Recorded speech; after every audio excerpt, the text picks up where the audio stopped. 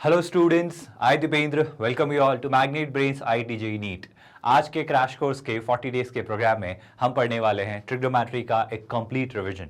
तो हमने ट्रिगो पढ़ा, इन्वर्स पढ़ा, Heights and distances, solution of triangle, properties of triangles, ये सारी चीज़ें पढ़ी। तो एक तरीके से हमारी ट्रिगो की पूरी यूनिट कंप्लीट हो चुकी है और अब इस यूनिट को हम रिवाइज करेंगे आज के कुछ चुनिंदा क्वेश्चंस के साथ। हमारा अलजेब्रा कंप्लीट हो चुका है स्टूडेंट्स, आई होप आप वीडियोस देख रहे हैं। पूरा कैलकुलस हम खत्म कर चुके हैं, उसका भी रिवीजन सेशन हमने प्लान किया था और शेड्यूल किया था। एंड नाउ फाइनली अब हम ट्रिगो पर आ चुके हैं। इसके बाद हम ज्योमेट्री पढ़ेंगे, vectors, 3D, statistics, mathematical reasoning, काफ़ी सारे टॉपिक्स बाकी हैं आपके जेईई मेंस की तैयारी को एक मजबूत रिवीजन करवाने के लिए, एक कंसोलिडेशन करवाने के लिए, ताकि आपका फाइनल प्रिपरेशन, जो ये फाइनल टच आप अपनी प्रिपरेशन को देना चाह रहे हैं, और बेहतर हो और आपका स्कोर और आपकी रैंक बहुत अच्छी आए।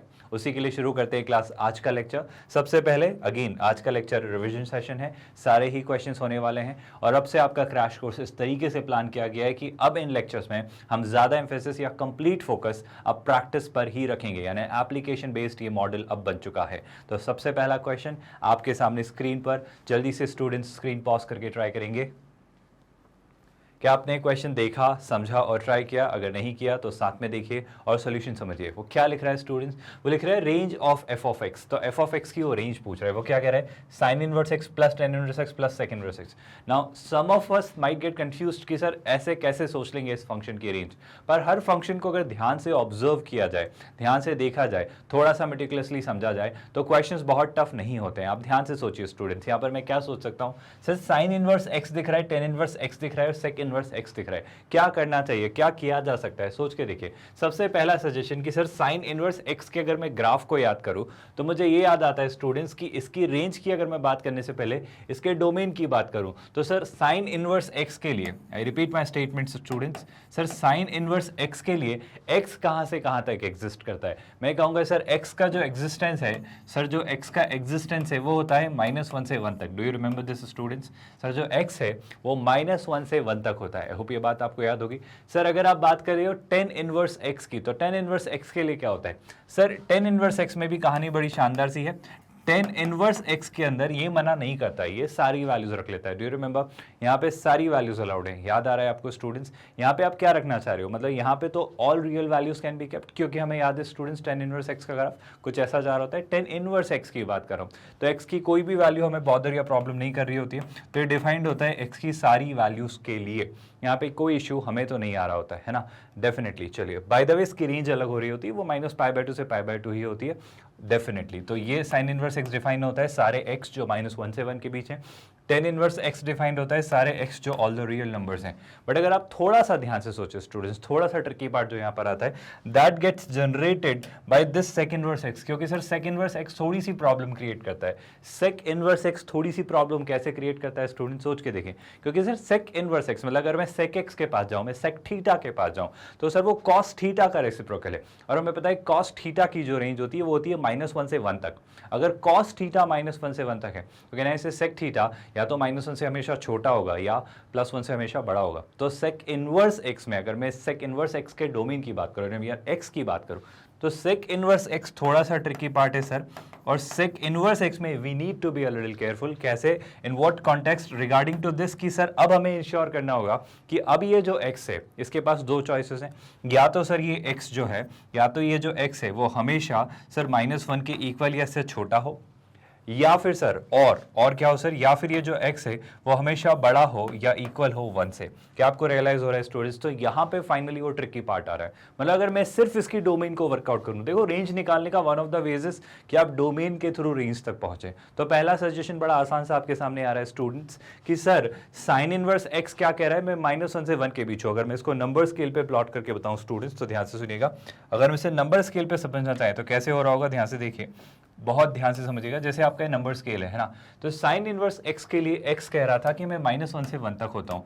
मतलब आप मुझे -1 से 1 के बीच कोई भी वैल्यू असाइन कर दो, इवन -1 एंड +1 भी इंक्लूडेड है, चलेगा। लेकिन टेन इनवर्स एक्स में क्या बोला? टेन इनवर्स एक्स ने बोला कि सर मैं तो -∞ से +∞ तक सारी ही वैल्यू लेने को तैयार हूँ, मुझे कोई समस्या है, प्रॉब्लम नहीं है। लेकिन सर जब हम फाइनली सेक इनवर्स एक्स के पास गए तो वो कहता है सर मुझे -1 के इक्वल या इससे छोटा रखना, या फिर मुझे +1 कि इक्वल या इससे बड़ा रखना। तो क्या आपको रियलाइज हो रहा है जो सिर्फ मुझे कॉमन पार्ट दिख रहा है, जो सिर्फ एक दो ही कॉमन वैल्यूज मुझे दिख रही हैं, वो कौन सी दिखेंगी students? I hope you realizing कि सिर्फ जो एक कॉमन वैल्यू दिख रही है वो तो मुझे ये दिख रही है स्टूडेंट्स, और सिर्फ एक दूसरी कॉमन वैल्यू जो दिख रही है वो मुझे ये दिख रही है। सो डू यू रियलाइज कि इसके डोमेन को अगर हमने फिगर आउट करने की कोशिश की तो इस फंक्शन का एग्जिस्टेंसी एक्स की दो वैल्यूज पर डिपेंडेंट है। मतलब अगर इसकी डोमेन की बात करूं तो सर एक्स की दो वैल्यूज, कौन सी दो वैल्यूज सर? -1 और +1 के लिए ही फंक्शन एग्जिस्ट करता है। तो रेंज निकालना आई थिंक बहुत टफ टास्क नहीं है। अब हमें सिर्फ ये करना है कि इस फंक्शन में x की जगह एक बार -1 रख के वैल्यू निकाल लेनी है, एक बार +1 रख के वैल्यू निकाल लेनी है। तो पहली बात तो ऐसे ब्रैकेट में कोई रेंज नहीं आने वाली है। Do you realize? Option A और ऑप्शन बी तो उसी बेसिस पर डिस्कार्ड हो जाते हैं। अब मुझे देखना है कि क्या option C option D answer होगा। जल्दी से देखेंगे स्टूडेंट्स। क्वेश्चन है sin inverse x + tan inverse x + sec inverse x की रेंज। तो एक काम करते हैं, मैं x की वैल्यू -1 ट्राई करता हूँ। तो जब x की वैल्यू -1 ट्राई करते हैं स्टूडेंट्स, तो x की वैल्यू -1 जब आप रख रहे हो तो आप क्या निकाल रहे हो सर? आप निकाल रहे हो sin इनवर्स ऑफ -1। फिर आप क्या निकाल रहे हो सर? आप निकाल रहे हो tan इनवर्स ऑफ -1। और क्या निकाल रहे हो सर? आप निकाल रहे हो sec inverse of -1। Do you realize हम क्या कर रहे हैं स्टूडेंट्स? आई होप कहानी बड़ी सिंपल सी है। सिमिलरली जब आप x की जगह +1 रखेंगे, मैं एक और वैल्यू आपको रख के बता देता हूँ, फाइनली हम रिप्लेस करके आंसर निकालेंगे। जब x की जगह आप +1 रखेंगे स्टूडेंट्स, जैसे ही आपने x की जगह +1 रखा तो क्या हो जाएगा सर? तब उस केस में आप निकालेंगे sin inverse of +1। Do you realize it? Plus फिर क्या लिखेंगे आप? tan inverse of +1। सिमिलरली आप लिखेंगे sec inverse of +1। I hope ये फंक्शंस की आपको डोमेन और रेंज पता है कि ये वैल्यूज कहाँ कैसे मिलती हैं। अगर मैं यहीं से शुरुआत कर लूँ, फॉर एग्जांपल अगर 1 के लिए देखना चाहूँ तो मुझे क्या दिख रहा है स्टूडेंट्स? देखो sin इनवर्स 1 क्या होता है? I think π/2। तो ये वैल्यू कितनी हो जाने वाली है सर? ये वैल्यू हो जाने वाली है π/2 प्लस tan इनवर्स 1 कितना होता है? आई होप यू रिमेंबर, ये होता है π/4। तो हम इसे यहाँ पर लिखेंगे π/4। Sir cos inverse sec inverse 1 क्या होता है? सर sec इनवर्स 1 तक cos इनवर्स 1 से पहुंचा जा सकता है। याद करिए स्टूडेंट्स, अगर मैं cos 1 निकालना चाहूँ, मतलब cos के कौन से एंगल की वैल्यू 1 होती है, अगर मैं ये देखना चाहूँ तो मुझे पता है cos 90 1 होता है, क्योंकि cos इनवर्स में जब आप जाएंगे तो ये 0 से π तक डिफाइंड होता है। ये -π/2 से π/2, ये -∞ से इन्फिनिटी, लेकिन ये भी -π/2 से π/2। थीटा की अगर मैं बात करूँ, इसकी रेंज की बात करूँ, लेकिन ये जो है ये 0 से π तक होता है cos इनवर्स की अगर हम बात करें तो मैं एक छोटी सी बात आपको कहना चाह रहा हूँ कि सर cos π/2 जो होता है, cos 90 जो होता है वो 0 होता है, और cos 0 जो होता है वो 1 होता है, यानी cos 0 1 होता है students. Do you realize it? cos 0 1 होता है तो 1/cos 0 यानी 1/1 भी 1 होगा। यानी sec इनवर्स 1 हमसे कोई पूछ रहा है तो वो क्या पूछना चाह रहा है? वो पूछना चाह रहा है 0। Do you realize it students? तो यहाँ पे क्या वैल्यू हो जाएगी? 0। क्या आपको समझ आ रहा है स्टूडेंट जो मैं कहना चाह रहा हूँ? और अगर मैं π/2 और π/4 को ऐड करूँ तो थोड़ी देर के लिए ऐसा मान लो कि मैं यहाँ पे 2 से मल्टीप्लाई और 2 से डिवाइड कर देता हूँ। देखो अब क्या हो जा रहा है? ये भी 4 है, ये भी 4 है, ये हो जा रहा है 2π, हो जा रहा है पाई, तो ये कितना हो जाएगा स्टूडेंट्स? ये हो जाएगा 3π/4। सिमिलरली इसके जस्ट पहले ये तो वन ऑफ द वैल्यूज आ रही है students, one of the ranges. ऐसी एक और वैल्यू आने वाली है जब आपने -1 रखा था। जब आपने -1 रखा तो साइन इनवर्स -1, याद है स्टूडेंट्स ये कितना हो जाएगा सर? ये होगा -π/2। I hope you understand that. Similarly tan inverse -1 का होगा सर? अगर 1 पे π/4 होता है तो -1 पे डेफिनेटली -π/4 से हमें डील करना होगा। सर इसके बारे में क्या ख्याल है? sec inverse -1। Do you realize cos π कितना होता है सर? cos π होता है -1, तो sec पाई भी कितना होगा? -1, क्योंकि वो होगा 1/cos पाई, 1/-1 दैट्स -1। तो sec इनवर्स -1 कितना होगा सर? वो डेफिनेटली पाई होगा। Do you realize it? तो मैं यहाँ पे क्या लिखूंगा? मैं यहाँ पे लिखूंगा +π। आई होप ये आपको समझ आ रहा है। एक छोटा सा चीज़ यहाँ पे लिख देता हूँ, इस साइन को डायरेक्टली मैं नेगेटिव साइन बना देता हूँ, तो इसे हम डायरेक्टली नेगेटिव साइन बना देंगे। तो यहाँ पर मैं लगा दे रहा हूँ माइनस साइन। एक काम करते हैं स्टूडेंट्स, यहाँ पे 2 से मल्टीप्लाई और 2 से डिवाइड कर देते हैं ताकि सबके डिनोमिनेटर 4 हो जाए। यहाँ पर मैं 4 से मल्टीप्लाई और 4 से डिवाइड कर देता हूँ, तो यहाँ भी डिनोमिनेटर 4 हो जाएगा। अब ध्यान से देखिए स्टूडेंट्स, ये कितना हो रहा है? -2π -π, दैट्स -3π, -3π + 4π इज पाई। डिनोमिनेटर में 4 है, so the answer is going to be π/4। तो आपका ओवरऑल ये एक्सप्रेशन बनेगा यहाँ से। सर दो वैल्यूज आ रही हैं एक्स की, जो हमारी स्पेसिफाइड वैल्यूज है वो रखने पर, एक है π/4 और एक है 3π/4, और इस बेसिस पे हम मार्क करना चाहें तो हमें clearly option C correct answer दिखता है। डिड यू ऑल अंडरस्टैंड इस क्वेश्चन को हमने कैसे सोचा स्टूडेंट्स, और आंसर कैसे लेकर आए? विद दैट आगे बढ़ेंगे, नेक्स्ट क्वेश्चन ट्राई करेंगे। जल्दी से देखिए क्लास, नेक्स्ट क्वेश्चन आपके सामने स्क्रीन पर ये रहा। जल्दी से इस क्वेश्चन को ट्राई करिए और फिर हम इसे साथ में डिस्कस करेंगे। आई होप ये क्वेश्चन आपने खुद से समझा। हाइट्स एंड डिस्टेंसेस पर ये प्रॉब्लम है, शानदार सा एक क्वेश्चन है जो आपको काफ़ी क्लैरिटी देगा इस कंसेप्ट की। वो क्या कह रहा है स्टूडेंट्स, वो कह रहा है from a point A meter above, from a point M above, from a point A meter above. तो एक पॉइंट है जिससे ए मीटर की डिस्टेंस पर अ lake the angle of elevation of a cloud is alpha. तो देखो एक लेक है ना, इसको मैं थोड़ा सा विजुलाइज करवाता हूँ स्टूडेंट्स, ऐसे समझो। देयर इज दिस लेक, है ना, एक लेक है ना, ऑब्वियसली ऑलमोस्ट फ्लैटन ही होगी वो, है ना, ऑलमोस्ट नेग्लिजिबल, ये जो होगा ये कर्वेचर नेग्लिजिबल होगा, हम उसको फ्लैटन ही मानेंगे। और उससे अगर आप कुछ एक ए मीटर डिस्टेंस पर पूछो, so there is a cloud, so A meter height पर देयर इज अ क्लाउड, तो मैं इसको कहता हूँ कि जो क्लाउड स्टूडेंट्स, इसकी जो हाइट है इस लेक से वो कितनी है, दैट्स ए मीटर, है ना, ये एम डिनोट्स मीटर। अब वो क्या कह रहा है स्टूडेंट्स, और वो क्लाउड का जो एंगल ऑफ एलिवेशन है लेक से वो कितना है स्टूडेंट्स, वो अल्फा है। मतलब अगर मैं लेक पे कोई एक पॉइंट है स्टूडेंट्स, मान लो ये पॉइंट है, इस पॉइंट से इस लेक का, इस क्लाउड का जो एंगल ऑफ एलिवेशन आता है वो है अल्फा। ठीक है सर, ऑब्वियसली ऐसा कुछ है सिनेरियो।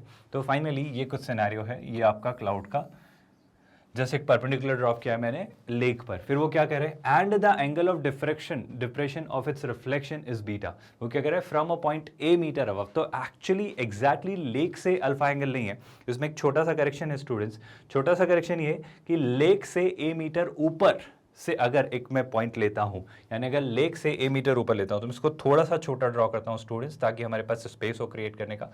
मतलब लेक से ए मीटर अबव, यानी लेक से कोई डिस्टेंस है, मान लेते हैं यहाँ, है ना, ये जो डिस्टेंस है स्टूडेंट्स, ये डिस्टेंस है मान लेते हैं ए मीटर, है ना। तो ये एक डिस्टेंस है जो लेक से ए मीटर डिस्टेंस ऊपर है, और इस पॉइंट से एक क्लाउड का, लेट्स से ये वो क्लाउड है, इस क्लाउड का जो एंगल ऑफ एलिवेशन है यहाँ से, ये अल्फा है। Do you realize it students? I hope अब कहानी आपको समझ आ रही है। और इसी बेसिस पे, by the way, I hope you must have realized कि ये जो है, दिस इज द लेक, ये जो है आपकी ये लेक है ना। अब आगे क्या कह रहा है स्टूडेंट्स, वो आगे अगली चीज जो आपसे कहना चाह रहा है वो ये कि and the angle of diffraction of its reflection is beta. और यहीं से अगर इसके मैं एंगल ऑफ रिफ्लेक्ट, मतलब अगर रिफ्लेक्शन वाला एंगल निकालूं, मतलब जो इसका रिफ्लेक्शन है, मतलब इसकी जो इमेज है। अब आप रियलाइज करो स्टूडेंट्स, हमें पता है रिफ्लेक्शन में एक कहानी तो सॉर्टेड सी है कि अगर ये डिस्टेंस पूरी ओवरऑल कुछ है ना, जैसे ये डिस्टेंस थी a, और मैं इस डिस्टेंस को थोड़ी देर के लिए कह देता हूँ लेट्स से h, या लेट्स से मैं कह देता हूँ इसे h, है ना। तो जो इसका रिफ्लेक्शन होगा वो ये लेक है ना। तो यहाँ से जो रिफ्लेक्शन होगा वो भी कितनी डिस्टेंस पे होगा स्टूडेंट्स, कहीं ना कहीं पॉइंट होगा। और ये जो डिस्टेंस होगी ये कितनी होगी, ये भी होगी a प्लस एच। तो ये जो डिस्टेंस होगी स्टूडेंट्स, इसे मैं क्या कहूँगा, मैं इसे कहूँगा a plus H. I hope ये बेसिक्स आपको समझ आ रहे हैं। मैं एक सिनेरियो पूरा ओवरऑल विजुलाइज करवाना चाह रहा हूँ आपको। तो ये जो रिफ्लेक्शन है ये हो जाएगा a प्लस एच। और वो कह रहा है इसका जो क्लाउड का रिफ्लेक्शन है उसका जो एंगल ऑफ डिप्रेशन है, मतलब ये वाला एंगल, मतलब यहाँ से ये जो एंगल है दैट्स बीटा। क्या आपको ये कहानी समझ आई स्टूडेंट्स? आई होप ओवरऑल पूरा सिनेरियो आपको क्लियर हो रहा है। और बीच में जो मुझे दिख रहा है क्लास, ये एक हमें ये लाइन दिख रही है जिस पर ये भी 90 डिग्री एंगल है और ये भी 90 डिग्री एंगल है। तो कुछ ऐसा सा सिनेरियो है ना। हमारे पास चीज़ें हैं, a प्लस एच है, ये a है। कहानी आई थिंक बहुत हद तक क्लियर है। अगर आपको यहाँ भी से देखना है तो मैं यहाँ भी से लिख देता हूँ, ये जो डिस्टेंस है दैट्स a। तो ओवरऑल ऐसा एक सिनेरियो बन रहा है। अब क्या करना होगा वो सोचते हैं। वो पूछ रहा है the height of the cloud is, तो क्लाउड की हाइट कितनी है। तो मेरे अकॉर्डिंग जो क्लाउड की हाइट होनी चाहिए वो a प्लस एच होनी चाहिए। तो a प्लस एच हम फिगर आउट करना चाह रहे हैं, या रादर आई वुड से, हाँ, लेकिन अगर वो a पॉइंट से पूछ रहे हैं तो फिर वो सिर्फ h होगी, है ना। और h को हम a की टर्म्स में लिखेंगे। देख लेंगे स्टूडेंट्स, वो हाइट जो क्लाउड की पूछ रहा है वो लेक से पूछ रहा है उस पॉइंट से, या जो भी हमें पूछा जाए वो हम वर्कआउट कर लेंगे फाइनली, ऑप्शंस के थ्रू भी हम आइडिया ले लेंगे। बट फिलहाल ऐसा कुछ सिनेरियो हमारे पास है। अब मुझे दिख रहा है कि दो केसेस बन सकते हैं सर। एक काम तो पहले ये करते हैं कि इस डिस्टेंस को वर्कआउट करने की कोशिश करते हैं। थोड़ी देख लिया, अगर मैं कहूँ कि ये डिस्टेंस x है तो सोच के देखिएगा स्टूडेंट्स, एक सिनेरियो जो निकल के आ रहा है वो क्या निकल के आ रहा है सर, कि अगर मैं यहाँ से कहना चाहूँ तो मैं यहाँ से एक रिजल्ट ये निकाल सकता हूँ कि 10 अल्फा की वैल्यू क्या होगी। सर आप कहेंगे 10 अल्फा यानी परपेंडिकुलर अपॉन बेस, तो आप उसे कहेंगे h अपॉन x। तो एक रिजल्ट तो निकल के आ रहा है ये कि सर अगर आप लिखना चाहते हैं, क्या आप लिखना चाहते हैं 10 अल्फा, तो वो क्या होता है स्टूडेंट्स, h अपॉन x। तो ये आपका पहला रिजल्ट होता। दूसरा रिजल्ट क्या होगा स्टूडेंट, सोच के देखिए। अब अगर मैं 10 बीटा लिखना चाहूँ तो 10 बीटा क्या होगा सर, इसकी पूरे की ओवरऑल हाइट है a plus H, that's 2a plus H, है ना। और इसका बेस भी कितना है x। तो अगर यहाँ पर भी मैं 10 बीटा लगाता हूँ so that's perpendicular upon base, तो that will be 2a plus H upon x। तो 10 बीटा की अगर हम बात करें स्टूडेंट्स, तो 10 बीटा कितना आने वाला है सर, यहाँ से आप निकालिए 10 बीटा। तो 10 बीटा आने वाला है 2a plus H upon x. तो ओवरऑल ऐसा कुछ सिनेरियो आपके सामने बन रहा है। अब फाइनली आई थिंक अल्फा और बीटा की टर्म्स में आई थिंक अब हम चीज़ें सोच सकते हैं, क्योंकि अल्फा और बीटा की ही टर्म्स में बात बनने वाली है और मुझे एच की वैल्यू फिगर आउट करनी है, एच की वैल्यू एक्सप्रेस करनी है इन टर्म्स ऑफ ए। तो मैं सबसे पहले तो एक्स एलिमिनेट कर सकता हूँ, फिर छोटा सा एक काम करना होगा कि बस एच को ए की टर्म्स में और अल्फा और बीटा की टर्म्स में एक्सप्रेस करना है। तो मैंने आपको हिंट दे दिया, आपके सामने इक्वेशन है, बस आपको सब्स्टिट्यूशन और एलिमिनेशन यूज करना है और फाइनली आंसर फिगर आउट करना है। आपको क्या करना है स्टूडेंट्स, आपको सबसे पहले एक्स एलिमिनेट करना है और एच की वैल्यू को ए, अल्फा और बीटा की टर्म्स में एक्सप्रेस करना है। Quickly give it a try students, एक बार आप खुद से जल्दी से देखेंगे इसे। आई होप आपने इसको फिगर आउट करने की कोशिश की। एक छोटा सा सजेशन स्टूडेंट्स, इस बात को समझिए कि फाइनली हम जो हाइट निकालेंगे क्लाउड की वो लेक के इस बेस से ही निकालेंगे, क्योंकि हाइट तो क्या होगी इस पॉइंट से थोड़ी कंसिडर करेंगे, हाइट तो डेफिनेटली ये पूरी लेंथ होगी ना। तो आखिर में हमें आंसर ए प्लस एच ही लिखना है, लेकिन हम इस एच को ए की टर्म्स में एक्सप्रेस करना चाह रहे हैं। तो शुरुआत करते हैं क्लास इस पार्ट की। मुझे काफ़ी हद तक सबसे पहले तो इससे एक्स को एलिमिनेट करना है। तो एक छोटा सा सजेशन स्टूडेंट्स, एक ये काम कर लेते हैं, मान लेते हैं यहाँ पे मुझे सिर्फ एच दिख रहा है ना, यहाँ पे मुझे सिर्फ एच दिख रहा है, कुछ भी कर लो मतलब बात तो निकालनी है, करनी की है। तो 10 बीटा मैं यहाँ से लिख सकता हूँ क्या स्टूडेंट्स, ध्यान से सोचिए। देखो एक छोटा सा सजेशन, यहाँ से एक्स को क्या लिखोगे, यहाँ से आप लिखोगे एच अपॉन 10 अल्फा, है ना, आप इस x को लिखोगे h अपॉन 10 अल्फा। और यहाँ से आप x को क्या लिख सकते हो, यहाँ से आप x को लिख सकते हो 2a plus H upon 10 beta. Do you realize that? अब दोनों तरफ x और x ही हैं, तो दोनों के राइट हैंड साइड हम कंपेयर कर सकते हैं। तो मैं लिखूंगा h upon 10 alpha will be equal to 2a plus H upon 10 beta. मैं इसी कंक्लूजन पे काम कर रहा हूँ, मैं लिख रहा हूँ h अपॉन 10 अल्फा, ध्यान से सुनिएगा, is equal to 2a plus H upon 10 beta, है ना। तो ये कुछ कहानी ऐसी सी है। मैं एक छोटा सा काम करने जा रहा हूँ, बस मैं h को a की टर्म्स में एक्सप्रेस करना चाह रहा हूँ। तो थोड़ा सा क्रॉस मल्टीप्लिकेशन। सबसे पहली चीज स्टूडेंट्स, h और 10 बीटा का प्रोडक्ट, तो वो हो जाएगा लेफ्ट हैंड साइड पे कितना, h टाइम्स 10 बीटा, ये आपका पहली वैल्यू। और जब आप राइट हैंड साइड पर देखेंगे स्टूडेंट्स, तो राइट हैंड साइड पे क्या आने वाला है, 10 अल्फा मल्टीप्लाई होगा, तो हो जाएगा 2a times 10 alpha plus h 10 alpha. Do you see that? वो कितना हो जाएगा, 2a टाइम्स 10 अल्फा प्लस कितना, h times 10 alpha. I hope ये आपको दिख रहा है, ये जो हमने किया अभी तक, यहाँ तक आपको कोई भी कंफ्यूजन या क्वेरी नहीं है और ये चीज़ें आपको क्लियर हो रही हैं। सर एक काम करते हैं, हमें जो ऑप्शंस दिख रहे हैं सर, ऑप्शन में मुझे साइन ज़्यादा दिख रहा है, मतलब 10 नहीं दिख रहा है। तो एक काम कर सकते हैं क्या सर, कि ये 10 को मैं साइन और कॉस की फॉर्म में लिख दूँ, मतलब इस 10 बीटा को क्या मैं साइन अपॉन कॉस लिख सकता हूँ? हाँ सर, लिखना तो चाहिए। तो एक काम करते हैं, इस 10 बीटा को मैं लिखता हूँ sign beta upon cos beta. तो मैं इसे लिख रहा हूँ h times sign beta upon cos beta. तो ये आपका लेफ्ट हैंड साइड हो जा रहा है स्टूडेंट्स। अगर आप राइट हैंड साइड पर देखें तो क्या मिल रहा है, 2a तो दिख ही रहा है, तो 2a को एज इट इज रखा, है ना। और इस 10 अल्फा को क्या मैं sine alpha upon cos alpha लिख सकता हूँ, कॉस अल्फा आखिर में लिख दूंगा। और इस तरफ क्या दिख रहा है सर, इस तरफ दिख रहा है h अपॉन 10 अल्फा, है ना। 10 अल्फा को भी मैं क्या लिख रहा हूँ, sine alpha upon cos alpha. तो इससे भी मैं लिखूंगा h times sine alpha upon cos alpha. मैं ये कहना चाह रहा हूँ कि दोनों के डिनोमिनेटर में, यहाँ भी कॉस अल्फा आ रहा है, यहाँ भी कॉस अल्फा आ रहा है, तो दोनों का एक कॉमन डिनोमिनेटर आ जाएगा जो कि होगा कॉस अल्फा। आई होप आपको ये पूरी सिनेरियो रियलाइज हो रहा है कि कैसे हुआ। अब एक छोटा सा काम स्टूडेंट्स, कॉस बीटा को यहाँ, कॉस अल्फा को यहाँ मल्टीप्लाई किया, देखते हैं क्या बनता है। जैसे ऐसा किया तो ये कितना हो जा रहा है, कॉस अल्फा यहाँ, तो ये हो जा रहा है h times sign beta cos alpha.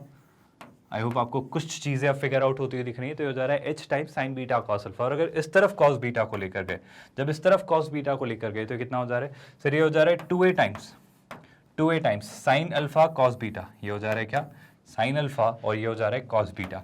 I hope ये भी आपको दिख रहा है।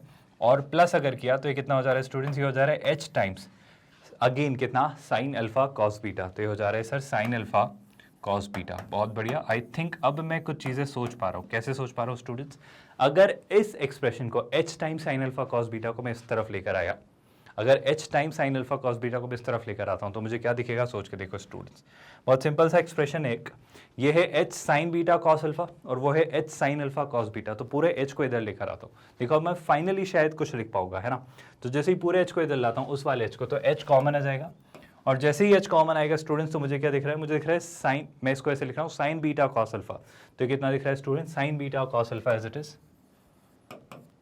और उस तरह से जब आप उठा के लाओगे तो वो सब्ट्रैक्ट होके क्या दिखेगा स्टूडेंट, सोच के देखो, वो हो जाएगा साइन अल्फा कॉस बीटा, जो कि माइनस h होगा। तो h कॉमन लिया तो होगा minus sine alpha cos beta. तो इस तरफ क्या दिखेगा स्टूडेंट्स, ये दिखेगा minus sine alpha cos beta. I hope ये आपको क्लियर हो रहा है, बहुत ही क्लियर सा एक एक्सप्रेशन है।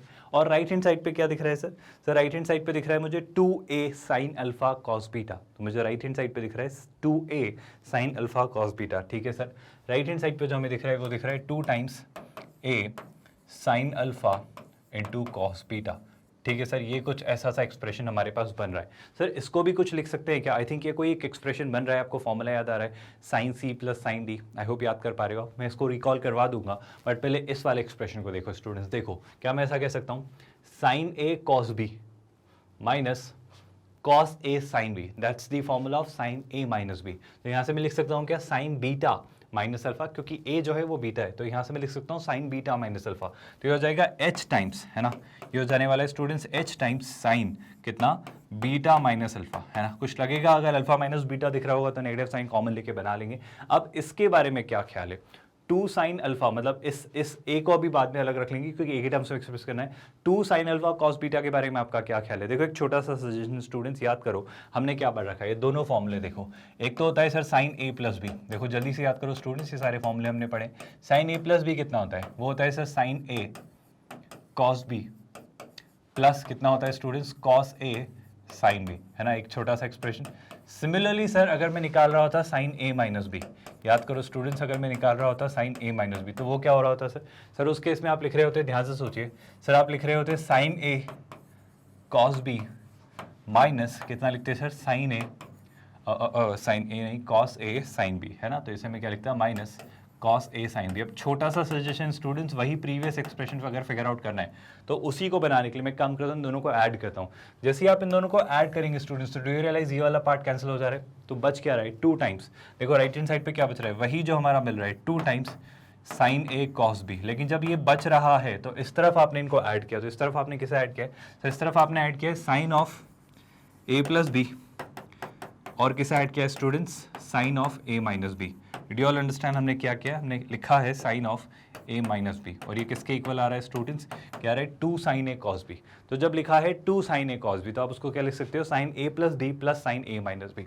बस यही बात मैं समझाना चाह रहा हूँ। यहाँ पर देखो, यहाँ पर क्या लिखा है, sine alpha cos beta, 2 sine alpha cos beta. तो अगर मैं ए को अलग रखूँ, तो इसे मैं क्या लिख सकता हूँ सर, मैं इसे लिख सकता हूँ, ध्यान से सुनिएगा, sine of alpha plus beta, क्योंकि हमने क्या देखा है, देखो ना आप ध्यान से, यहाँ पे क्या लिखा है, sign A plus B, sign A cos B, तो sign A plus B sign A minus B, तो इसे मैं क्या लिखूंगा, साइन अल्फा कॉस बीटा, तो मैं इसे लिखूंगा sine of alpha plus beta. I hope आपको क्लियर हो रहा है formula, plus sine of alpha minus beta. तो ये आपका ओवरऑल एक्सप्रेशन बन रहा है, जो कि फाइनली अब हमारे आंसर के काफ़ी क्लोज है। मैं क्या करूंगा स्टूडेंट्स, इस पूरे एक्सप्रेशन को यहाँ डिनोमिनेटर में ले आऊंगा, या रादर मुझे किसकी वैल्यू चाहिए थी, एच की वैल्यू, तो मैं इस साइन बीटा माइनस अल्फा को यहाँ ले आता हूँ। आई होप आपको दिख रहा है। तो अगर मैंने ऐसा किया तो देखो एच की फाइनल वैल्यू क्या नजर आ रही है, बहुत ध्यान से सुनिएगा।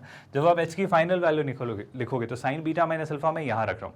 बहुत ट्रिकी सा पार्ट है, बहुत सिंपल सा पार्ट है, ध्यान से सुनिएगा। साइन बीटा माइनस अल्फा यहाँ रखा, तो ध्यान से देखो स्टूडेंट्स, एच की जो वैल्यू निकल के आ रही है सर, एच की जो वैल्यू फाइनली अब निकल के आ रही है, हमें एच की वैल्यू नहीं चाहिए, हमें ए प्लस एच चाहिए था बाय द वे, बट फिर भी पहले हम एच की वैल्यू निकाल लेते हैं, फिर हम ए ऐड कर देंगे, है ना। तो ध्यान से सुनिएगा, एच की जो वैल्यू निकल के आ रही है वो कितनी आ रही है, a sine alpha plus beta plus sine alpha minus beta, है ना। तो ये कितना हो रहा है स्टूडेंट्स, ये हो रहा है a times sine alpha plus beta plus sine alpha minus beta, और जो हमारा इस तरफ प्रोडक्ट में था एच के साथ, उससे हमने इसे डिवाइड किया, तो साइन बीटा माइनस अल्फा से डिवाइड किया, है ना। और जैसे ही साइन बीटा माइनस अल्फा से डिवाइड किया तो यहाँ पे क्या लिख दे रहा हूँ, साइन बीटा माइनस अल्फा। क्या मैं उसको ऐसा लिख सकता हूँ student, sign alpha minus beta? I hope आप कर सकते हो, कोई आपने ज़्यादा बड़ी बात नहीं कर दी, आपने बस बीटा माइनस अल्फा में से नेगेटिव साइन कॉमन लिया तो पूरा ओवरऑल नेगेटिव हो गया। तो सर ये वैल्यू आती है एच की, लेकिन हम किसकी वैल्यू में इंटरेस्टेड है सर हम फाइनली जो वैल्यू निकालना चाह रहे हैं, हमारा जो आंसर होगा वो सर एच नहीं है, हमारा जो आंसर है वो ओवरऑल ये डिस्टेंस होगी, क्योंकि इसकी जो हाइट है वो ये है, और ये कितनी है स्टूडेंट्स, ये है ओवरऑल h प्लस ए। तो मुझे इसमें a और ऐड करना होगा। डू यू रियलाइज हम a क्यों ऐड करेंगे? तो अगर मुझे आंसर चाहिए स्टूडेंट्स तो मैं क्या करूंगा, मैं इस आंसर में जो हमारा निकल के आ रहा है उसमें a और ऐड करेंगे, तो जो ओवरऑल हाइट होगी, है ना, जो क्लाउड की हाइट होगी स्टूडेंट्स, क्लाउड की जो आप ओवरऑल फाइनल हाइट लिखेंगे, जो एब्सोल्यूट हाइट होगी वो होगी a plus H.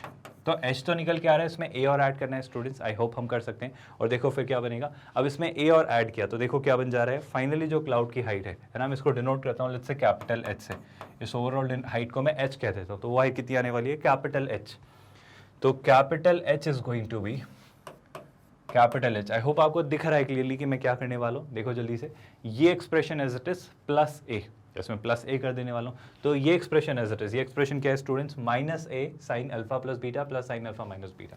So negative of a sine of alpha plus beta plus sine of alpha minus beta divided by sine alpha minus beta. I hope यही था मेरे ख्याल से जितना मुझे याद आ रहा है। और इसमें आप क्या करने वाले हो क्लास, इसमें आप ए ऐड करने वाले हो। क्या आपको दिख रहा है कि ये क्वेश्चन कितना आसान हो जाने वाला है? शायद हम आंसर के करीब हैं। यही sign alpha minus beta denominator में और प्लस ए ऐड किया। आप सोचो अगर इसको मैंने यहाँ मल्टीप्लाई किया तो ये बन जाएगा ए साइन अल्फा माइनस बीटा, और ये है minus a sine alpha minus beta, तो वो कैंसिल हो जाएगा। तो ओवरऑल एक्सप्रेशन क्या बचेगा वो सोचना।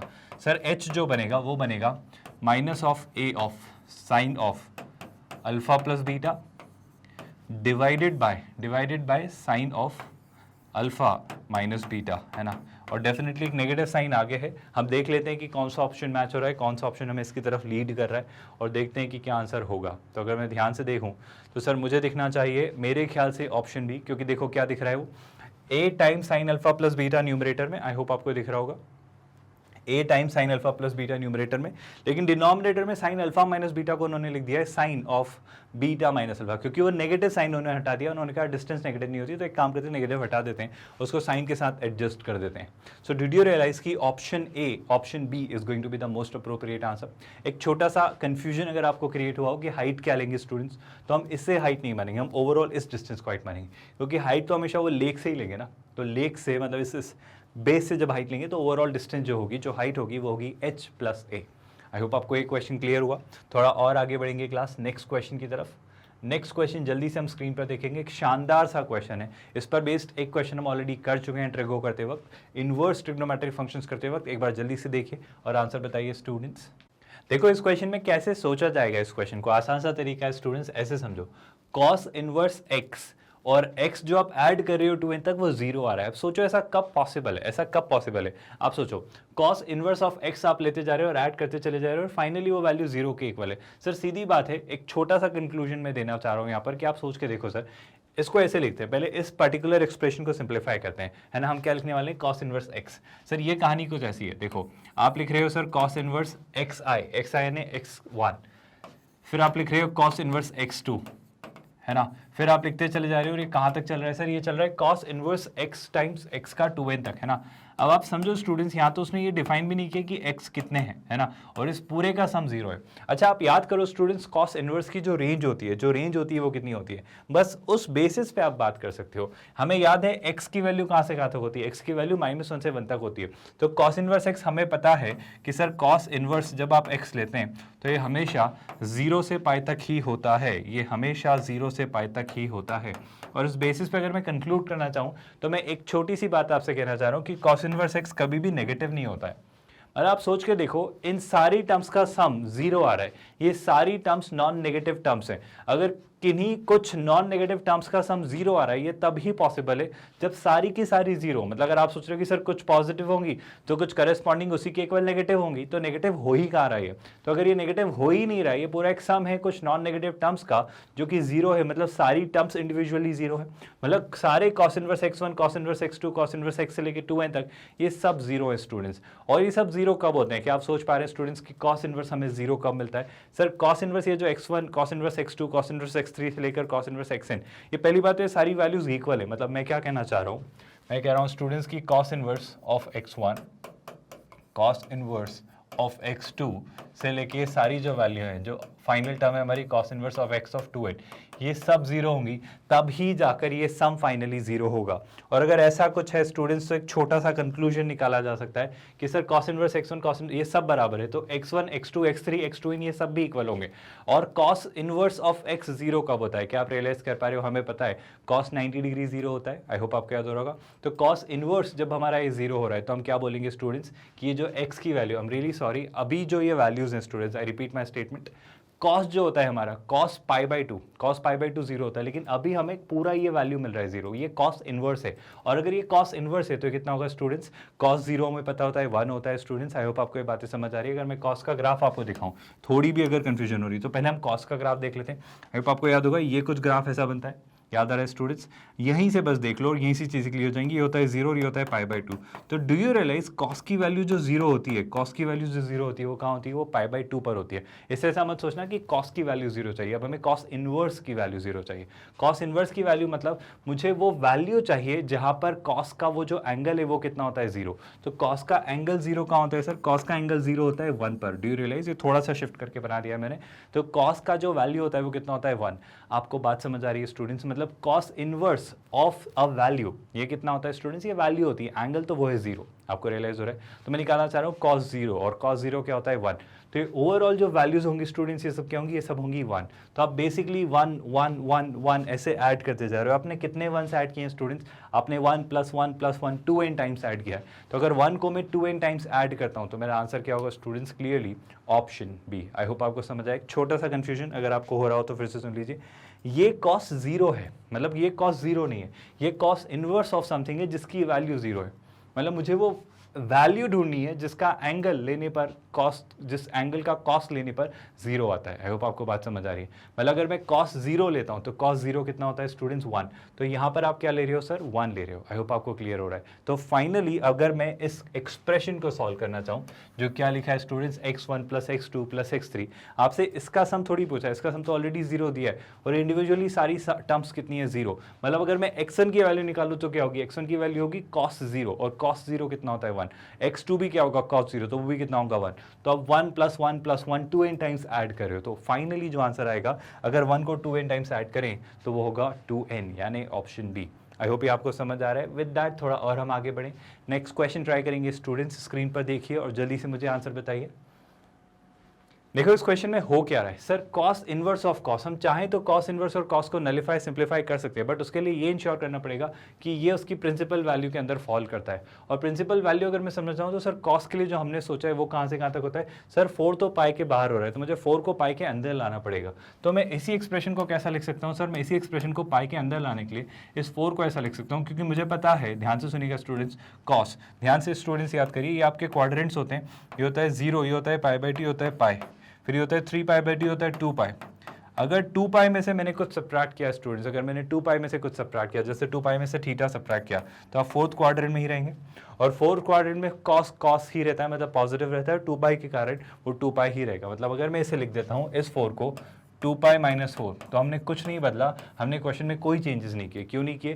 क्योंकि 2 पाई की वजह से कॉस कॉस रहेगा, और 2 पाई यानी 4th क्वाड्रेंट, तो ये डेफिनेटली cos 4 ही रहने वाला है विद अ पॉजिटिव साइन। तो लेफ्ट हैंड साइड ऐसे की ऐसी ही है, और ये दे रहा है ग्रेटर देन कितना दे रहा है स्टूडेंट्स? ये ग्रेटर देन दे रहा है 3x² - 4x। और अब मैं इसकी प्रिंसिपल वैल्यू के करीब हूँ। अब अगर मैं cos इनवर्स और cos को नलिफाई करना चाहूँ तो देखो कितना हो रहा है सर? 2 पाई मतलब कितना? पाई की वैल्यू 3.14, 3.14 का डबल कितना? 6.28, और 6.28 में से 4 सब्ट्रैक्ट किया, तो अब आप 0 से पाई के बीच में आ गए, और अब आप प्रिंसिपल वैल्यू के बीच डील कर रहे हो। तो अब आप चाहो तो कॉस और कॉस इनवर्स को सिंप्लीफाई कर सकते हो, यानी अब आप चाहो तो कर सकते हो। अभी यहाँ पे प्रॉब्लम थी क्योंकि 4 पाई के बियॉन्ड था, है ना, बस ये एक छोटा सा कंसर्न था। इस बेसिस पे अगर मैंने इसको सॉल्व किया तो देखो लेफ्ट हैंड साइड से क्या हट जा रहा है सर? कॉस इनवर्स से कॉस हट जा रहा है, तो लेफ्ट हैंड साइड पे क्या बच रहा है सर? लेफ्ट हैंड साइड पे बच रहा है 2 पाई - 4, है ना। लेफ्ट हैंड साइड पे we have 2 pi - 4। What do we have on the right hand side sir? Right hand side पे हमारे पास जो एक्सप्रेशन है दैट्स 3x² - 4x। तो राइट हैंड साइड पे जो एक्सप्रेशन है दिस इज 3x² - 4x, और हमसे इसी एक्सप्रेशन का सोल्यूशन पूछ रहा है, वो पूछ रहा है वैल्यूज ऑफ x। तो आपके सामने ऑप्शंस भी हैं, जल्दी से हम इसे ट्राई करेंगे स्टूडेंट्स। थोड़ा सा ध्यान से देखिएगा, थोड़ा सा पार्ट यहाँ पर ट्रिकी होगा, ध्यान से समझिए। मैं इस पूरे एक्सप्रेशन को उस तरफ लेके जा रहा हूँ, तो मुझे क्या दिख रहा है सोच के देखना। मुझे दिख रहा है 3x² - 4x - 2 पाई + 4, है ना। और ये एक्सप्रेशन मुझे क्या चाहिए? एक्सप्रेशन चाहिए लेस देन 0। क्या आपको रियलाइज हो रहा है स्टूडेंट्स? हमें क्या चाहिए? ये जो क्वाड्रेटिक इक्वेशन है इसका ये हो जा रहा है, अगर आप कंपेयर करें तो ये हो रहा है x², ये हो जा रहा है bx, और ये हो जा रहा है पूरा c, है ना। और ये मुझे चाहिए लेस देन 0। आई होप आपको दिख रहा होगा अगर आप कंपेयर कर पाए तो। ये कैसे कंपेयर कर रहे हैं स्टूडेंट्स? a हो जा रहा है 3, -4 हो जा रहा है b, और ये -2 पाई + 4 हो जा रहा है c। हालांकि मेरा कंसर्न है आपको ये समझाना कि इस क्वाड्रेटिक की वैल्यू हमेशा नेगेटिव है। अब सोच के देखो, इस क्वाड्रेटिक में अगर मैं x² का कोफिशिएंट देखता हूं तो x² का कोफिशिएंट कैसा है सर? पॉजिटिव। x² का कोफिशिएंट अगर पॉजिटिव है स्टूडेंट्स, तो कहना इसे, कैन आई कंक्लूड दिस कि x² का कोफिशिएंट पॉजिटिव होने की वजह से इसका जो पैराबोला बनेगा वो अपवर्ड फेसिंग पैराबोला बनेगा। क्या आपको रियलाइज हो रहा है? इसका जो पैराबोला बनेगा वो अपवर्ड फेसिंग पैराबोला बनेगा। और 2 या 3 केसेस होंगे, या तो ये केस होगा जब डिस्क्रिमिनेंट ग्रेटर देन 0 होगा, या फिर ये केस होगा जब डिस्क्रिमिनेंट नेगेटिव होगा। और एक केस ये बनेगा स्टूडेंट जब पैराबोला सिर्फ एक्स एक्सिस को टच करके जाएगा, जब सिर्फ टच करता है तब दोनों रूट्स इक्वल होते हैं स्टूडेंट्स। जब एक्स एक्सिस को इंटरसेक्ट करता है तो अल्फा और बीटा अलग अलग डिस्टिंक्ट और रियल वैल्यूज होती है, और जब एक्स एक्सिस को इंटरसेक्ट ही नहीं करता है तो कोई रूट निकल के नहीं आता है। और ये कब होता है स्टूडेंट, जब हमारा डिस्क्रिमिनेंट नेगेटिव होता है, हम कहते हैं इसके रूट्स इमेजिनरी हैं और डिस्टिंक्ट है। जब डिस्क्रिमिनेंट ग्रेटर देन जीरो होता है, जब डिस्क्रिमिनेंट ग्रेटर देन जीरो होता है तो हम कहते हैं कुछ ऐसा सा सिनेरियो है, और जब हमारा डिस्क्रिमिनेंट इक्वल टू जीरो होता है तो हम कुछ कहते हैं ऐसा सा सिनेरियो है।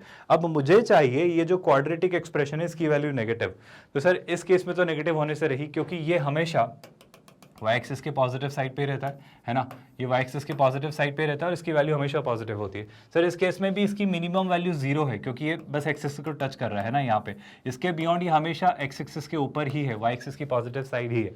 बस एक ही केस है सर जब डिस्क्रिमिनेंट ग्रेटर देन जीरो हो, यानी इसके रूट्स के बीच में अगर मैं वैल्यूज देखूँ, मतलब इस एक्सप्रेशन की अगर इसके रूट्स के बीच में वैल्यूज देखूँ, अगर आप अल्फा से बीटा के बीच में इसकी वैल्यूज देखें, तब उस दौरान सर ये जो कर्व है ये नेगेटिव होता है। क्या आपको दिख रहा है, वो एक्स एक्सिस के नीचे होता है, मतलब वाई एक्सिस की नेगेटिव साइड पे होता है। तो बस ये फुलफिल करना है हमें कि इस क्वाड्रेटिक के जो रूट्स होंगे minus b plus minus under root b square minus 4ac/2a Shridhar Acharya method, इस मैथड से जब हम निकालेंगे तो हम कहेंगे कि एक्स की वैल्यू सर अल्फा और बीटा के बीच होनी चाहिए। तो बस अब इसके रूट्स निकाल लो और कह दो कि अल्फा से बीटा के बीच का जो आंसर है वही आंसर होगा। आई होप आपको अप्रोच समझ आई। तो मैं कहूँगा इसके रूट्स क्या होंगे स्टूडेंट्स, इसके अगर रूट्स निकाले तो मैं रूट्स निकालने की कोशिश कर रहा हूँ। माइनस बी तो माइनस ऑफ -4 यानी कितना हो जाएगा +4, प्लस माइनस है ना, plus minus under root over B square minus 4ac, तो बी स्क्वायर कितना होगा स्टूडेंट्स, -4 का स्क्वायर 16, तो हो जाएगा 16 माइनस 4ac, तो a कितना है 3 है ना, तो 4 इंटू 3 कितना हो जाएगा 12। अब 12 इंटू दिस करना है ना, 12 में जब इसको आप मल्टीप्लाई करेंगे तो कैसे हो जाएंगी चीज़ें, सोच के देखना स्टूडेंट्स।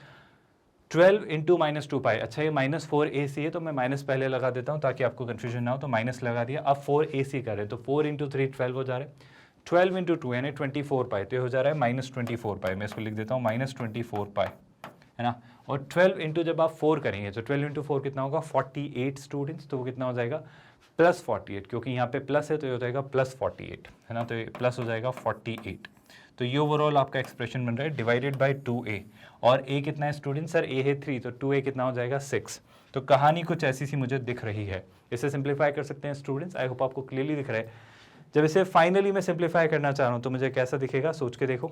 देखो 16 माइनस -24π तो हो जाएगा 16 + 24π है ना, तो इसको थोड़ा सा सिंप्लीफाई हम करने चले हैं। तो x इज इक्वल टू जब आप लिखेंगे तो ये कितना आ जा रहा है स्टूडेंट्स, फिर आ जा रहा है 4 + माइनस है ना, 4 + माइनस, तो 4 को एज इट इज रखा प्लस माइनस। अब अंडर रूट के अंदर क्या दिखेगा उस पार्ट को हम सिंप्लीफाई करते हैं।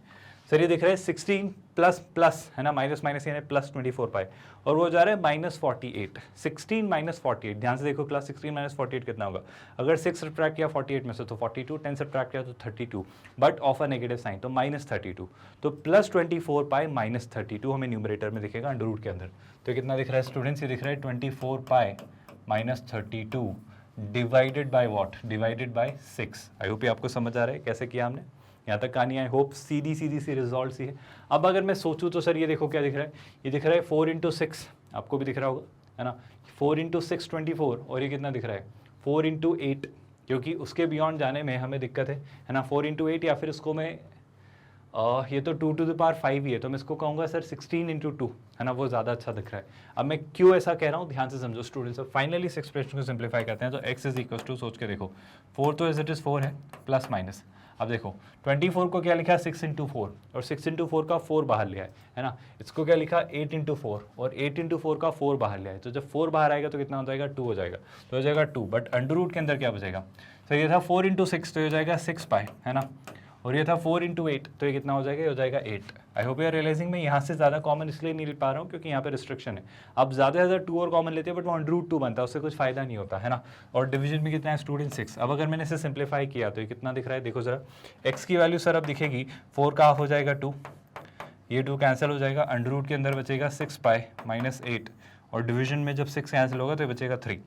तो डू यू रियलाइज जो बीटा आएगा वो नेगेटिव साइन वाला होगा छोटा वैल्यू, और जो अल्फा आएगा वो पॉजिटिव साइन वाला होगा बड़ा वैल्यू। तो फाइनली मैं कंक्लूड कर पा रहा हूँ कि सर जो आपकी x की वैल्यू होनी चाहिए वो रूट्स के बीच होनी चाहिए, अभी हमने डिस्कस किया अल्फा और बीटा के बीच होनी चाहिए, तो 2 - √6π -8/3 से बड़ी, और 2 प्लस √6 पाई माइनस 8/3 से छोटी, इन दोनों वैल्यूज़ के बीच आपका आंसर होना चाहिए। और अगर मैं ऐसा देख पा रहा हूँ तो ऐसा मुझे क्लियरली एकमात्र ऑप्शन दिख रहा है, ऑप्शन डी। आई होप ये क्वेश्चन आपको समझ आया और यहाँ तक चीज़ें क्लियर है। थोड़ा और आगे बढ़ेंगे, कुछ और चीज़ें डिस्कस करेंगे स्टूडेंट्स। नेक्स्ट क्वेश्चन ज़रा ध्यान से देखिए और समझिए कि इस क्वेश्चन को हम कैसे फिगर आउट करेंगे। ज़रा एक बार खुद से ट्राई करेंगे स्टूडेंट्स। इस क्वेश्चन को सोचने का तरीका डेवलप किया स्टूडेंट्स, कैसे सोचेंगे ज़रा दिमाग लगाइए, सोच के बताओ। क्या ये देखते ही कुछ क्लिक करता है, sine inverse x plus cos inverse x? आई होप आपको क्लियर हो रहा है। आइडेंटिटी अप्लाई करेंगे, कितना हो जाएगा π/2। तो सीधे सीधे सबसे पहला रिजल्ट तो मैं लिखूंगा कि सर जो अंदर की वैल्यू हमारे पास, चलो छोड़ो सारी बातें, जो क्वेश्चन बन जा रहा है हमारे लिए इस चीज़ को लिखने से, तो वो क्या बन जा रहा है कि सर जो आपका एक्सप्रेशन है वो है अल्फा से बड़ा कौन π/2 प्लस tan इनवर्स एक्स, तो एज इट इज रहेगा tan इनवर्स एक्स, और वो किससे छोटा है उसके इक्वल है, सर वो बीटा है उससे छोटा है उसके इक्वल है। कहानी कुछ ऐसी सी है। अब एक छोटा सा ऑब्जर्वेशन आई होप आपने देखा होगा कि मैं tan इनवर्स एक्स को क्या कह सकता हूँ। मेरा कंक्लूजन है स्टूडेंट्स कि मैं tan इनवर्स एक्स की अगर बात करूँ तो मुझे पता है कि tan इनवर्स एक्स कहाँ से कहाँ तक होता है। सर tan इनवर्स एक्स हमें पता है -π/2 से π/2 तक होता है। मैं इसी से शुरुआत करता हूँ, मैं इस प्रॉपर्टी को अप्लाई करता हूँ कि tan इनवर्स एक्स सर हमने पढ़ा है हमेशा इक्वल नहीं लगाते हैं हम। tan इनवर्स एक्स जो होता है -π/2 और π/2 पर डिफाइंड नहीं होता है, तो मैं कहूँगा सर tan इनवर्स एक्स हमेशा -π/2 से बड़ा होता है और π/2 से छोटा होता है। क्या आपको ये रियलाइज़ हो रहा है स्टूडेंट्स? तो दूसरी चीज़, सबसे ज़रूरी खास बात कि एक और चीज़ छोटी सी सोचनी होगी कि अगर tan इनवर्स एक्स यहाँ से यहाँ तक है तो मुझे चाहिए π/2 प्लस tan इनवर्स एक्स, तो मैं तीनों तरफ π/2 ऐड कर देता हूँ। तो देखो क्या हो जाएगा स्टूडेंट्स, जैसे ही π/2 ऐड किया तो π/2 माइनस π/2 0, ये हो जाएगा ये हो जाएगा π/2 प्लस कितना π/2 प्लस tan इनवर्स एक्स, और π/2 प्लस π/2 कितना हो जाएगा सर, ये हो जाएगा पाई। तो ओवरऑल ये आपका एक्सप्रेशन आ रहा है। और अगर मैं इसे कंपेयर करूं तो बस एक छोटा सा चेंज स्टूडेंट्स की, शायद इक्वल साइन नहीं आएगा यहाँ पे इक्वल साइन की प्रॉब्लम है। तो इस चीज़ को अगर आप दूर करें तो उस कंसिडरेशन को अगर मैं हटा दूँ तो उस बेसिस में मैं कहता कि सर जो अल्फा होगा, अल्फा उस केस में कितना होगा 0, और जो बीटा होगा वो कितना होगा पाई। क्योंकि एक छोटा सा कंक्लूजन है स्टूडेंट्स कि tan इनवर्स इन्फिनिटी होता है π/2 और tan इनवर्स माइनस इन्फिनिटी होता है -π/2, तो वो अनअप्रोचेबल वैल्यू, इसलिए मैं उस पर इक्वल साइन यूज़ नहीं कर रहा हूँ। तो अगर उस बेसिस पे अगर मैं इक्वल साइन यूज़ कर रहा होता तो मैं कह रहा होता कि वो अल्फा और बीटा 0 से पाई होते। तो उस कारण अगर मैं आंसर मार्क करना चाहूँ तो क्या पूछ रहा है स्टूडेंट्स, अल्फा और बीटा की वैल्यू, अगर यहाँ से मैं ये इक्वल साइन हटा दूँ तो फाइनली मैं कंक्लूड करूँगा कि अल्फा की वैल्यू होगी 0 और बीटा की वैल्यू होगी पाई, जो कि कोई भी ऑप्शन नहीं दे रहा है, तो आप मार्क करेंगे ऑप्शन ए। आई होप ये क्वेश्चन आपको समझ आया। थोड़ा और आगे बढ़ेंगे स्टूडेंट्स नेक्स्ट क्वेश्चन की तरफ। क्या आपको नेक्स्ट क्वेश्चन दिखाई दे रहा है? जल्दी से इस क्वेश्चन को आप खुद से ट्राई करिए। हाइट्स एंड डिस्टेंसेस का एक क्वेश्चन है, quickly give it a try students. देखो इस क्वेश्चन में वो फाइनली क्या लिख रहा है, पहले सिनेरियो को विजुलाइज और इमेजिन करने की कोशिश करते हैं। वो कह रहा है angles of elevation of top of the tower. तो एक टावर है स्टूडेंट्स, है ना, इस टावर के टॉप का एक पोल से, बट उस पोल के टॉप से और उस पोल के बेस से, है ना, तो वो कुछ सिनेरियो आपसे इमेजिन करवाना चाह रहा है कि ये जो एंगल ऑफ एलिवेशन है, मतलब ये वाला एंगल और ये वाला एंगल स्टूडेंट्स, इन दोनों एंगल्स की वो बात कर रहा है। ये एंगल ऑफ एलिवेशन जो है वो कितने हैं स्टूडेंट्स, वो 30 और 60 डिग्री है। ऑब्वियसली ये जो एंगल होगा स्टीपर है तो ये होगा 60 डिग्री, और ये एंगल ऊपर से ही आ रहा है तो ये होगा 30 डिग्री, छोटा एंगल। और इस जो पोल की हाइट है, इस टावर के सामने जो पोल है जिससे एंगल ऑफ एलिवेशन देखे जा रहे हैं, तो इस पोल की जो हाइट कही जा रही है वो कितनी है स्टूडेंट्स, वो है 10 मीटर। तो ये कुछ ऐसा सा एक क्वेश्चन है फाइनली आपके सामने, और वो फाइनली क्या पूछ रहा है, the height of the tower. I think आसान सा एक क्वेश्चन है। अगर मैं चीज़ें स्ट्रेट फॉरवर्ड मैनर में वर्कआउट करने की कोशिश करूँ तो एक काम करते हैं स्टूडेंट्स, अगर मैं इस पूरे टावर की हाइट को मान लेता हूँ h, है ना, इस पूरे टावर की हाइट को अगर मैं कहता हूँ थोड़ी देर के लिए लेट्स से स्मॉल h, तो कैन यू टेल मी ये जो डिस्टेंस है, कैन आई से ये डिस्टेंस और ये 10 मीटर इक्वल होंगे? तो ये जो डिस्टेंस होगी ये कितनी होगी सर, ये होगी h minus 10। Do you realize that? ये जो डिस्टेंस होगी सर ये होगी h माइनस 10, है ना। और अगर मैं इस डिस्टेंस को, ये जो पोल और टावर के बीच की डिस्टेंस है, अगर मैं इसे d से डिनोट करूं तो ये डिस्टेंस और ये डिस्टेंस d इक्वल होगी। तो अगर मैं इन दोनों डिस्टेंस को d कहूं तो कैसे सोचेंगे वो बताइए, जल्दी से यहाँ से फिगर आउट करिए स्टूडेंट्स। क्या आप इस सिनेरियो को देख के फाइनली वर्कआउट कर पा रहे हो स्टूडेंट्स की कैसे सोचेंगे? आई होप सीधा सीधा सा स्ट्रेट फॉरवर्ड सा क्वेश्चन है। अगर मैं आपको कुछ ट्रायंगल्स दिखाऊं तो एक ट्रायंगल कह देता हूं मैं ट्रायंगल ABC, और एक ट्रायंगल हम बना लेते हैं ट्रायंगल ADE, है ना। और बस अब आप इन दोनों ट्रायंगल्स में चीज़ें सोचिए, आपके आंसर्स आपके सामने होंगे। पहले अगर मैं ट्रायंगल ABC में देखता हूँ तो ध्यान से सोचिए स्टूडेंट्स। अगर मैं बात करता हूँ ट्रायंगल ABC, तो ट्रायंगल ABC में क्या दिख रहा है स्टूडेंट्स, याद करिए। ट्रायंगल ABC में अगर मैं tan 30 निकालता हूँ तो tan 30 कितना होगा, h माइनस 10 अपॉन d, है ना। तो इसी पे काम करते हैं स्टूडेंट्स। ट्रायंगल ABC में मैं लिखता हूँ tan 30 डिग्री, जो कि कितना होगा स्टूडेंट, जो कि होगा h माइनस 10 अपॉन d। ये हमारा पहला ऑब्जर्वेशन। सिमिलरली अगर मैं इस ट्रायंगल में भी चीज़ें निकालता हूँ, ट्रायंगल ADE, तो होगा 1060 जो कि होगा H/D। आई होप ये भी आपको क्लियर हो रहा है। तो अगर मैं बात करता हूँ ट्रायंगल ADE में, तो वहाँ पे क्या निकाल रहे हैं हम स्टूडेंट्स, वहाँ पर निकाल रहे हो आप 1060, और 1060 कितना होगा सोच के देखो, पूरा हाइट और अपॉन बेस। तो हाइट कितना था स्टूडेंट्स, पूरा हाइट टावर का H, और बेस की जो डिस्टेंस है वो है D। तो इस तरीके से हम चीज़ें निकाल सकते हैं। अगर मैं इस तरफ चीज़ें सोचना चाहूँ तो इस तरफ मुझे क्या दिख रहा है स्टूडेंट्स, एक छोटा सा काम करते हैं। 1060 कितना होता है √3, तो देखा √3 इज इक्वल टू H/D, है ना। अब हमसे किसकी वैल्यू पूछी जा रही है, हमसे क्वेश्चन में पूछा जा रहा है हाइट ऑफ द टावर, मतलब हमसे H की वैल्यू पूछी जा रही है। और अगर हमसे H की वैल्यू पूछी जा रही है तो मैं यहाँ से D की वैल्यू निकालता हूँ। यहाँ से D की वैल्यू कितनी आएगी स्टूडेंट्स, यहाँ से D की वैल्यू आएगी H/√3, और ये जो D की वैल्यू आ रही है H/√3 वो मैं यहाँ रिप्लेस करूँगा। क्या आपको दिख रहा है? तो अगर इस क्वेश्चन को सॉल्व करना है तो 1030 कितना होता है, 1030 होता है 1/√3, और इसे सॉल्व किया तो हो रहा है H-10 इज अपॉन D।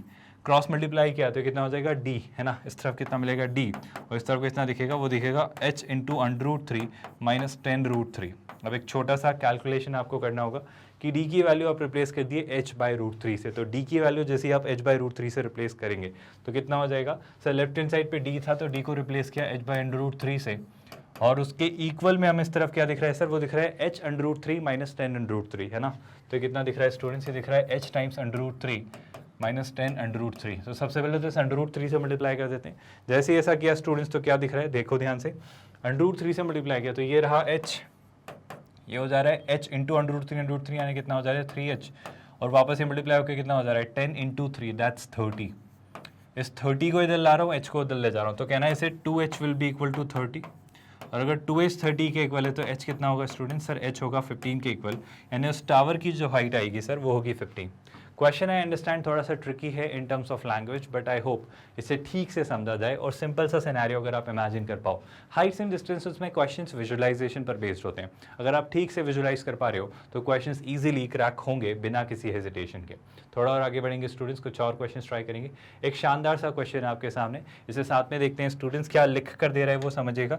वो लिख रहा है students, the minimum value of the expression sine alpha plus sine beta plus sine gamma where alpha beta gamma are real number satisfying alpha plus beta plus gamma is pi. Sir जब भी हमसे कोई ऐसा कहता है कि alpha plus beta plus gamma is pi, मतलब वो इनडायरेक्टली ये कहना चाह रहा है कि अल्फा बीटा और gamma are belonging to a angle of are the angles of a triangle, क्योंकि इन तीनों का सम पाई है। और जब भी ये प्रॉपर्टी आपके सामने आए कि अगर इन तीनों एंगल्स का सम पाई है तो आप बिना सोचे कंक्लूड करिएगा कि sign alpha plus sine beta, जल्दी से गेस करिए स्टूडेंट्स, मैं चाहता हूं कि इसका आंसर आप दें। Sign alpha plus sine beta plus sine gamma को मैं किसके इक्वल रख सकता हूं? क्या आपको याद आ रहा है? Sign alpha plus sine beta plus sine gamma, जब अल्फा बीटा गामा का सम पाई हो, यानी तीनों अगर एक ट्रायंगल्स के एंगल्स हों तो इनका सम क्या होता है? जल्दी से गेस करिए, आपका आंसर आपके सामने होगा। पूरी हिंट आपको दिए, जल्दी से ट्राई करिए स्टूडेंट्स यहाँ से। फाइनली क्या आपने सोचा स्टूडेंट्स, ये आइडेंटिटी हमने पढ़ी है, प्रॉपर्टी हमने पढ़ी है, फॉर्मूला हमने पढ़ा है, और इस बेसिस पे अगर अप्लाई करें तो ये होता है 4 times cos alpha by 2 into cos beta by 2 into cos gamma by 2।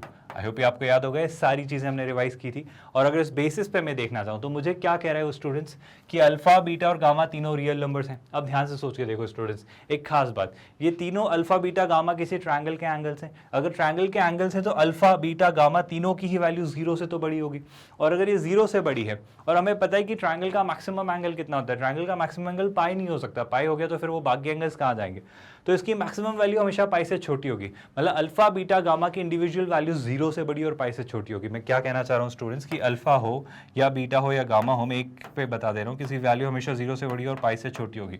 मतलब अगर मैं अल्फा का हाफ निकालना चाहूँ तो मैं अल्फा का हाफ क्या कहूँगा सर, कि अल्फा का हाफ 0/2 से बड़ा यानी 0 से बड़ा और पाई/2 से छोटा यानी 90 डिग्री से छोटा होगा। आप सोचो cos 90 cos 90 cos 90 से छोटी वैल्यूज, और cos 0 cos 0 cos 0 से बड़ी वैल्यू। cos 0 से 90 के बीच कितना होता है? पॉजिटिव। आई होप आपको ग्राफ पता है। तो कहना है इसे something positive something positive something positive. देखो ग्राफ याद कर लो स्टूडेंट्स, अगर कंफ्यूजन हो रहा है तो 0 से 90 के बीच cos का ग्राफ कुछ ऐसा दिखता है, और ये हमेशा x एक्सिस से ऊपर होता है 0 से 90 के बीच में, यानी something positive into positive into positive into 4 is going to be something positive, and I would have marked option C.